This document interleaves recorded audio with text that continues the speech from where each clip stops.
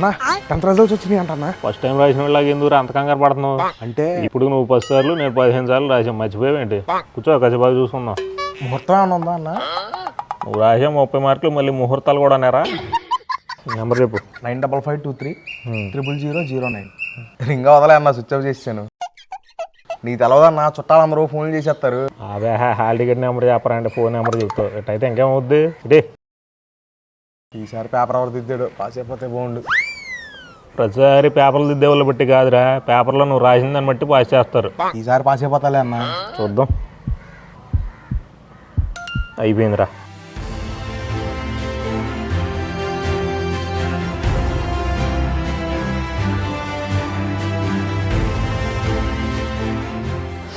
నాది అయిపోయింది, ఇంతకు అన్నదేమైందో.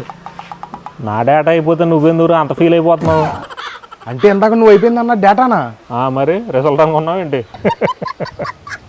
నా మొబైల్లో డేటా అయిపోయింది కానీ నీ దాంట్లో చూడు. వచ్చేసాడు రాడు. వచ్చాడంటే పెద్ద తనలో ఎగ్జామ్లో ఇద్దరు కలిసి మా చెల్లి పేపర్ లాక్కున్న క్వశ్చన్ రాయనివ్వకుండా చేశారు. ఈ రోజు 592 మార్క్స్ వచ్చినాయి. ఆ క్వశ్చన్ కూడా రాసి ఉంటే 600 వచ్చాయి. ఏడుస్తుంది అన్నాడి నుంచి. 592 తక్కువ ఏంటి? ఆయన ఎవరు ఎగ్జామ్లో వాళ్ళు రాసుకుని 600 వచ్చే స్టేట్ ఫెసిలిటీ ఇచ్చేస్తే మాలాంటి వాళ్ళకి ఎవరు చూపిస్తారు? అదేగా, ఒకే ఎగ్జామ్ హాల్లో ఉన్నప్పుడు ఒకరికొకరు సహాయం చేసుకోవాలి. మనిషికి సాటి మనిషి సహాయం చేసుకున్నప్పుడు ఇంక ఈ ఎగ్జామ్స్ ఎందుకు, మార్కులు ఎందుకు? నాకు అర్థం కాలేదు సార్. ఆ రోజు మీ చెల్లి పేపర్ లేకపోతే ఈ రోజు మేము ఇద్దరం పాస్ అయ్యేవాళ్ళం ఏంటి? రిజల్ట్స్ మనం ఇంకా చూసుకోలేదు కన్నా. ఆ విషయం అడిగి తెలియదు కదరా నువ్వు. ఏంటి మీ ఇద్దరు పాస్ అయ్యారా? నా ముందు వెనక నెంబర్సేగా మీ. నేను చూసా రిజల్ట్స్, ఇద్దరు మళ్ళీ ఫెయిల్. చూసి రాయడం కూడా రాదనమాట. చెయ్యి పదల్దాం. పాస్ అయితే అమెరికాకి వెళ్దాం అనుకున్నాను అన్న. అయినా మనం తప్పు చేసాంరా. ఫెయిల్ అయ్యామని రాసుకుంటా కూర్చోకుండా రాజకీయాల్లోకి వెళ్ళిపోతే ఏ ఎమ్మెల్యేనో ఎంపీనో అయిపోయేవాళ్ళం. రాజకీయాల్లోకి నేను రాలే అన్న. అసెంబ్లీలో ఏసీ వేస్తారన్న, నాకు ఏసీ పడదు. ఆ ఒక్క మాటతో లేచి 2 జేబుల్లో చేతులు పెట్టుకుని నడుచుకుంటూ వెళ్ళిపోతాను. ఎక్కడికి వెళ్తాను కూడా నాకు తెలియదు. ఏనా నాగిపోయారండి? యాక్సిడెంట్ ఏమైనా అయిందండి ముందు?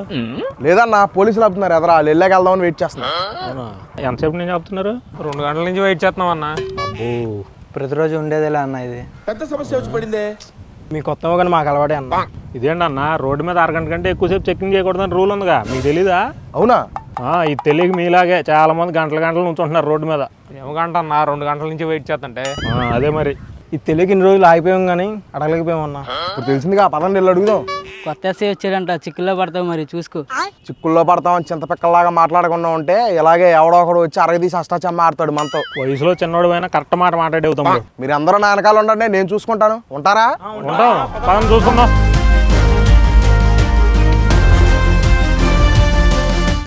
ఏంటండి రోజు మాకు ఇది ఎంతసేపు ఇచ్చి రోడ్ల మీద? అసలు అరగంట కంటే ఎక్కువసేపు చెక్ చేసే అధికారం ఎవరు ఇచ్చారు మీకు? ఎవరు అక్కడ?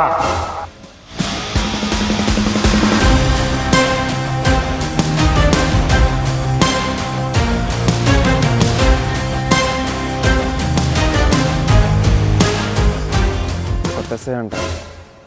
ఏం పేరు ఇది? సాయి సార్. ఈయన తప్ప మిగిలిన వాళ్ళందరితో ఫైనల్ కట్టించుకుని పంపించండి.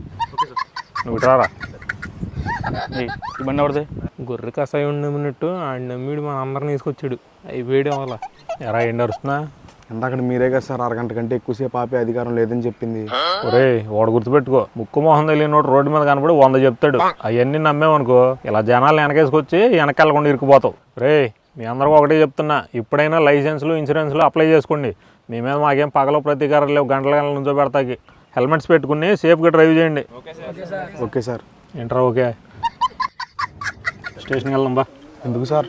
ఇందాక చింతపెక్క అనేది చెప్తున్నావు కదా, నీ పరగ తీసి అష్టజమ్మ ఆడుకుందామని. Bye bye, tata, good boy, గయా. బాసు ఆలోచించారు.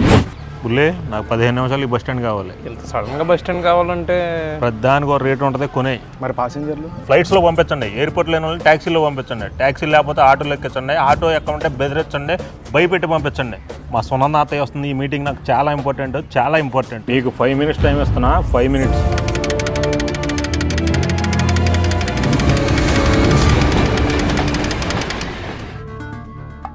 ఇంకా రాలేదండి. ఎరా మా సునంద అత్తయ్య వచ్చిందా? అంటే వచ్చారన్న, పాసింజర్ అనుకున్న ఆటో ఎక్కించి పంపేసాడు అన్నాడు. అంటే మన టీంలో కొత్తగా జాయిన్ అయ్యాడు అన్న, మేము చూసుకుంటాం అన్న. ఎరా సీట్లో అయినా కూర్చోబెట్టావా? సీట్ ఉంటేనే కూర్చోబెడతానికి. ట్రక్ ఆటోలోకి బలవంతంగా ఎక్కించి పంపించేసాడు.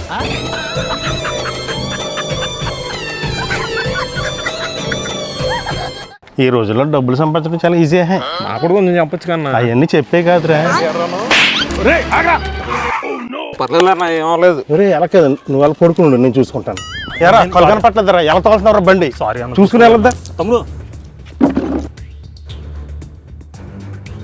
ఎవడో నువ్వు స్పీడ్కి వచ్చి గుద్దు పాడేసావు. ఇది కోమలోకి వెళ్ళిపోయాడు. పద పోలీస్ స్టేషన్. అన్న చిన్నదాన్ని పోలీస్ కేసులో 8,000 అని ఇప్పుడు. చిన్నదేంట్రా చిన్నదే, హాస్పిటల్ తీసుకెళ్తే 10,000 అవుతాయి. డబ్బులు అని చెట్లు కడతలేయా? అన్న నా జేబులో 5,000 ఉన్నాయి. 5,000 సరిపోతాయి, 10,000 అవుతుంది దీనికి. నాడు పోలీస్ స్టేషన్ అన్న ఎంతకంటే ఎక్కువ వెళ్ళాలన్నా. సరే నీ ముఖం చూసి తీసుకుంటున్నాను. ఓకే అన్న ఎప్పటికైనా మనిషి సాయం చేసుకోవాలన్నా.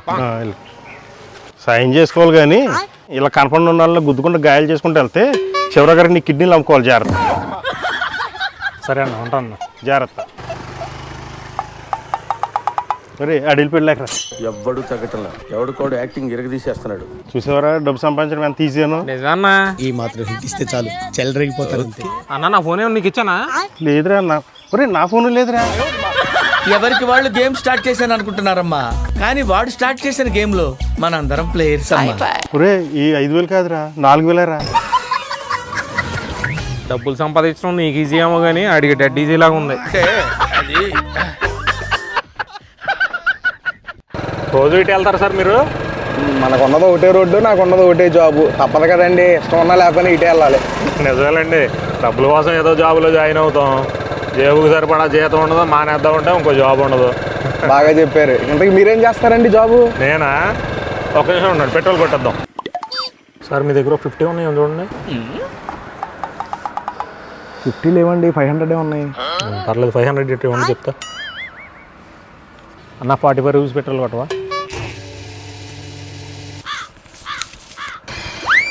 దిగేటప్పుడు తీసుకుందరండి చేంజ్. ఇదేమన్నా ఆర్టీసీ బస్ ఏంటండి దిగేటప్పుడు చిల్లర తీసుకుంటానికి?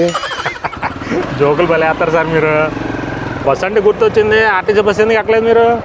ఈ రోజుల్లో ఆధార్ కార్డులు ఎట్టుకెళ్ళి ఆడవాళ్ళకే సీట్లు దొరకట్లేదు. ఇంకా నోటిచ్చి టికెట్ కొని 4 వాళ్ళకి సీట్లు ఎక్కడ దొరుకుతాయి, అందుకే ఎక్కలేదు. అది నిజమేలండి, నోటికి బస్తీలో ఓట్లు దొరుకుతాయేమో కానీ బస్సులో సీట్లు దొరకవు. బాగా చెప్పారు. ఇంతకీ ఏం జాబ్ చేస్తారో చెప్పలేదు మీరు. ఇలా ఎవరైనా లిఫ్ట్ అడుగుతూ ఉంటే ఆ డబ్బులతో పెట్రోల్ కొట్టించి లిఫ్ట్కి సహాయం చేస్తూ ఉంటాను అంతే. ఆపండి ఒకసారి ఆపండి. ఏమైందండి? ఏమైంది? ఏంటి సార్ ఏమైంది? అంటే మీరు పని మీద వెళ్తూ లిఫ్ట్ అవ్వలేదు నాకు?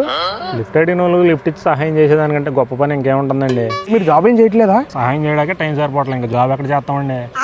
బతకడానికి డబ్బులు ఎలా సంపాదిస్తున్నారు మరి మీరు? ఏదో మీలాంటి వాళ్ళు ఇచ్చే టిప్పు తీసి బ్యాంకులో వేసుకోవడం, మిగిలిన పెట్రోల్ బాటిల్ తీసి బ్లాక్లో అమ్ముకోవడం, ఎలాగో 40,000 మిగులుతున్నాయిలండి. ఒరే జనాలు ఎట్ట సంకనాకి ఇచ్చేస్తా సహాయం అంటావేంట్రా? ఏదో మోడీ గారు పెట్రోల్ సేవ్ చేయమన్నారు కదా అని బండి ఇంటికాడ పెట్టి లిఫ్ట్ అడిగితే నా 500 తీసుకుని నేనేదో టిప్ ఇచ్చినట్టు బిల్డప్ పెట్టావేంటి? నాకు నీ లిఫ్ట్ వద్దు, సహాయం వద్దు, నా డబ్బులు నాకు ఇచ్చే నేను వెళ్ళిపోతా. అదేంటండి ప్రతి ఒడు సగం దూరం వచ్చినా గిట్ట మాట్లాడతారు. ఎప్పటికైనా మనిషి సహాయం చేసుకోవాలని సహాయం చేస్తుంటే బండి ఎక్కేటప్పుడు చూడరండి. బండి ఎక్కేటప్పుడు ఏంటి చూసేది? ఇప్పుడైనా వెళ్ళి చూడండి వెనకాల. లిఫ్ట్ మధ్యలో వద్దనుకుంటే ఇచ్చిన డబ్బులు కొట్టించిన పెట్రోల్ తిరిగి ఇవ్వబడవు. ఏం మాట్లాడుతున్నావురా? ఇచ్చే మంచిగా రోజులు లేకుండా పోతున్నాయి అసలు. డబ్బులు తీసుకుని దారి మధ్యలో దింపేసి నేనేదో అడిగి ద్రోహం చేసినట్టు ఫీల్ అవుతాడేంటి? బలేవాడు దొరికేళ్ళే, చేసేదే ఉంది, బస్సుకి వెళ్ళడమే.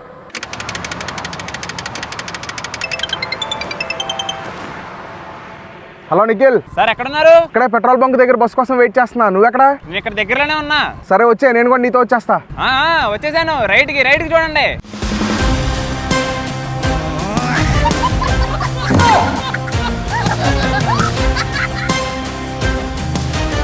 నాకేం లిఫ్ట్ ఇచ్చాడు, నేను వెళ్తున్నా, మీరు బస్సులో వచ్చేయండి. ఈ ఫ్యూచర్ లో కనబడిపోతుందన్నయ్య, ఈడికుంది దిప్పతలో. నవ్వు ఆపుకుంటున్నావు కదరా? ఎంత? 500. తెలిస్తే ముందే చెప్పేది కదా సార్, నేను కూడా అక్కడ దిగేసేవాడిని. నాకు పోయి నేను ఇవి పోవద్దు. మనం నాశనం అయిపోయినా పర్వాలేదు, పక్కాడు బాగుపడకూడదు. అదేరా మన ఇండియన్ సైకాలజీ. సరిపోయారు ఇద్దరును, సాగుతుంది మీకు అలాగా. ఎవరి దమ్ములో నువ్వు కొత్త కనబడుతున్నావు? చుట్టాలింటికి వచ్చాను సార్, 2 రోజులు అవుతుంది. అవునా? ఎవరింటికి? ఎవరింటికి కొత్త ఎక్కడ ఎందుకు అవుతాను సార్, ఈ ఇంటికి వచ్చాను. ఎక్కడికి పంపెట్టి పొద్దున్నే? కేజీ మటన్ తీసుకురమ్మంటే మార్కెట్కి వెళ్ళి వస్తున్నాను సార్. మొన్న మధ్య మీ ఊడికి నాకు 200 విషయంలో తేడా వచ్చింది. ఎక్కడ 200 అడుగుతున్నానని నాతో అసలు మాట్లాడటమే మానేసి. సాయి ఇట్రా. బాబాయ్ వస్తున్నా బాబాయ్. ఎరా పొద్దున్నే పని బాట లేని వాళ్ళతో మాట్లాడండి. అంటే బాబాయ్ బండి దిగేసరికి ఎవరో ఏంటో నన్ను అడగాలిగా, డబ్బులు ఏమన్నా అడిగాడా? లేదు బాబాయ్. ఎంతకి ఎవరైనా? ఆడ 10 సంవత్సరాల క్రితం చుట్టం చూపుగానే వచ్చాడు ఎదురంటి మోహన్ రావు గారి ఇంటికి. 10 సంవత్సరాల? ఈ మోహన్ రావు ఎచ్చులకు పోయి ఆడేదో చుట్టాల వెళ్ళలో కనిపిస్తే అమ్మా బీటెక్ చేసి ఖాళీగా ఉండే బదులు నా దగ్గర రావచ్చుగా, ఏదో జాబ్ ఇప్పిస్తా, కనీసం నెలకి 30,000 అన్న వస్తాయి అన్నాడంట. అంతే, ఆ మాట పట్టుకుని వాళ్ళ ఇంట్లో దిగిపోయాడు. అంటే అప్పటి నుంచి నెలకు 30,000 వసూలు చేస్తున్నాడా? లేని మంచి చేయబోతే మొన్న సంచి పోయిందని ఈ మోహన్ రావు ఇప్పటికే 15 లక్షలు ఇచ్చాడంట. వాడే మనిషి బాబాయ్ అసలు. పోయిన దసరాకి దసరా మామూలు 200 ఇవ్వాలని వచ్చాడు నా దగ్గరికి. దసరా మామూలా? దసరా మామూలు లేదు, ఏం లేదు, అవతల పోమ్మన్నా. నీ దగ్గర ఎలా వసూలు చేసుకోవాలో నాకు తెలుసు అని ఆ రోజు నుంచి మన ఇంటి ముందు గోతికండి నక్కలాగా కాసి కూర్చున్నాడు. సర్లే పద, లేట్ అవుతుంది. ఏమండి మోహన్ రావు గారు, ఎలా ఉన్నారు? ఏం బాగుంటామండి, నా ప్రాణానికి వాడు ఉన్నాడుగా, ఇంకేం బాగుంటా. పొద్దున్నే ఏమన్నా బకరా చేశాడు కానీ మటన్ తీసుకొచ్చాడు. ఏం మాట్లాడుతున్నావు? ఇప్పుడు నేను వెళ్ళి మటన్ మసాలా కొత్తిమీర తేవాలంట. అంటే ఫుల్గా ప్రిపేర్ అయ్యాక యాక్టింగ్ లో దిగుతాడు. ఏముందిలే ఇంకా